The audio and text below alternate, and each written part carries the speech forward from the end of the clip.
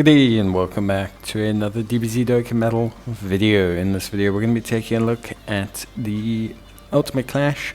This is the next Virtual Dokkan Ultimate Clash, and as always we'll be taking a look at how to beat Vegeta, and after we beat Vegeta I'll show you all of my teams that I used to beat the Ultimate Clash. So if you want to see all of those, if you're not interested in Vegeta or you just want to see all the teams, you can skip around 4 minutes into the video, and then you'll start to see the teams I used to take out everyone else. Now, the big thing is Vegeta is tech type. As you guys hopefully know by now, I run mono teams, so I run type-based teams against a lot of these bosses, just because I find it easier to build around. Now, Vegeta has there's no gimmick. Vegeta's immune to stunning, immune to sealing, he's immune to attack lowering, he's immune to defense lowering, and he can fire multiple super attacks. There's really nothing else beyond there. Your main goal is to essentially hopefully have a team that has 2 primary tanks. From the extreme inside, that would be mainly the Super 16, being the primary tank, and then the final form Frieza was a pretty good option, but I didn't take him. Thing is Vegeta can very easily end your run if you just have bad RNG. So if you just have like poor RNG, if your units essentially basically, how can I say, like run poorly, if you get a bad starting lineup, then you can just lose to Vegeta, because he'll super your first unit, then maybe you don't have a first slot tank, so you take a lot of damage.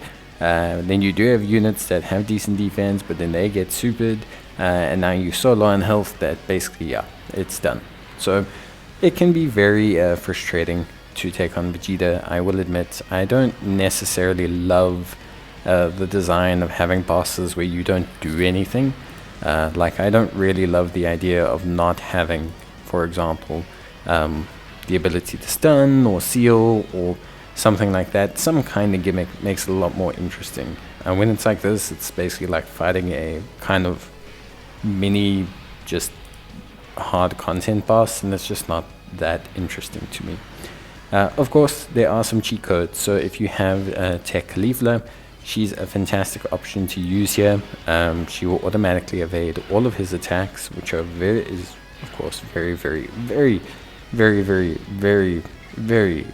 cool. So you're going to want to use her. She's a fantastic option. Also Tech Goku. So Tech God Goku, also a fantastic option because of his 77% damage reduction. So all of these are very nice tools to use. Now, of course, you'll see that my team magically changed. The reason is, to cut a long story short, that team did not win. So I had to obviously switch teams. This is a super team, a little bit more primarily focused on evasion, actually, more so than anything else. Using the 3rd year anniversary LR and the LR Goku to kind of pseudo act as evasion units against Vegeta is basically the premise that I'm running here. It's a little bit more kind of a gamble, but it also works a little bit better if you don't have your exact setup, because you're relying a bit more on units evading, more so than obviously yourself essentially having the right units in the right place. But yeah, it just depends. Honestly, Vegeta can be very difficult, so don't feel down if you have to retry. I myself had to retry this one because I just didn't front load my int teams properly. So yeah, just feel it out. It's okay to redo. It's not the end of the world.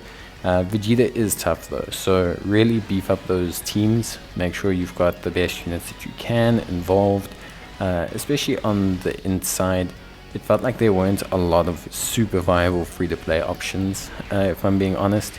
So just generally bring your strongest team and kind of see how things go.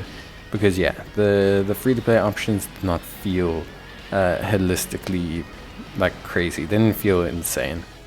So I would definitely suggest that you consider bringing some alternative options. Now, in terms of just, the rest of the units, like the rest of the Virtual Dokkan Ultimate Clash, basically we'll start at the top, but obviously the first boss that we face is Jacko. We beat him with a bit of a Team Bardock team, free to play. He's immune to stunning, he can evade, and he can stun you, but he's nothing too major. The Team Bardock team handles him fine. Yes, obviously you can be knocked out if all the Cybermen get all the attacks, but it's not a major issue, you just restart. Then the Doria and Zarbon, they're immune to stunning and they lower your attack, but nothing too crazy here. Again, just kind of went with an all-type team. Lots of nice free-to-play super tech options to seal them up.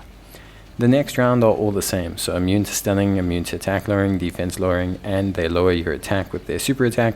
All three bosses are the same, so Tien, Krillin, and Baby. For Tien, we had the extreme physical team, some great sealing options here in the form of the Babidi and Boo, who kind of acted as our sealer, but we have a lot of great free-to-play super strike options here like King Cold and Frieza. Then in terms of Krillin, again, extreme AGL here. Some nice free-to-play options. Your big one is going to be Deborah and Babidi, who can seal on their 18 and 12 key, so very good there. Then facing Super Baby 2, we had no sealers here actually, but we just relied on brute strength. Basically we had strength cooler, and then the rest of the team just pure basic literal brute strength. Saving the Jace was really cool here because it allowed us to see where the super attacks went. Yeah, Prime Metal freezes EZA. You can adjust that team to whatever's necessary.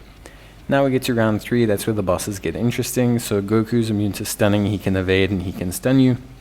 But we managed to take him out with an extreme tech team. Our sealers being Demon God Salsa and being Gildo. We also just had First Form Cell for some healing and damage, which was really good. Demon King Piccolo is immune to stunning, immune to attack lowering, defense lowering, and he can lower your attack with his super attack. Demon King Piccolo, we used obviously the super physical. It's a great team, tons of free-to-play options, lots of sealing, control. Just make sure you get the 18 key with Master Roshi, very, very important.